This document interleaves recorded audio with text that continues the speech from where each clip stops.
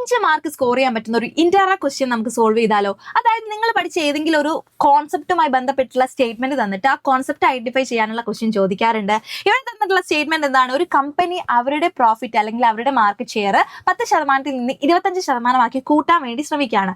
അപ്പൊ അതിന് വേണ്ടിയിട്ടുള്ള ഓപ്ഷൻസ് എന്തൊക്കെയാണ് എന്ന് ഐഡന്റിഫൈ ചെയ്യാണ് മിസ് രജനി എന്ന് പറയുന്ന നമ്മുടെ സെയിൽസ് മാനേജർ. അതിനുവേണ്ടി ഒരുപാട് options കണ്ടുപിടിക്കുകയാണ്.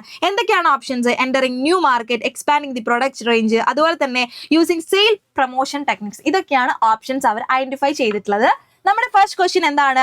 Identifying the planning process. അപ്പൊ ആ പ്ലാനിങ് പ്രോസസ്സിന്റെ സ്റ്റെപ്പ് ഐഡന്റിഫൈ ചെയ്യാനാണ് പറഞ്ഞിട്ടുള്ളത്. അപ്പൊ ആ സ്റ്റെപ്പ് ഐഡന്റിഫൈ ചെയ്ത് കഴിഞ്ഞാൽ നിങ്ങൾക്ക് 1 മാർക്ക് കിട്ടും. അതുപോലെ തന്നെ പ്ലാനിങ് പ്രോസസ്സ് എന്താണെന്നുള്ളത് എക്സ്പ്ലെയിൻ ചെയ്ത് കഴിഞ്ഞാൽ 4 മാർക്ക്, ടോട്ടൽ 5 മാർക്കിനുള്ള ക്വസ്റ്റ്യൻ ആണ് ഇത്.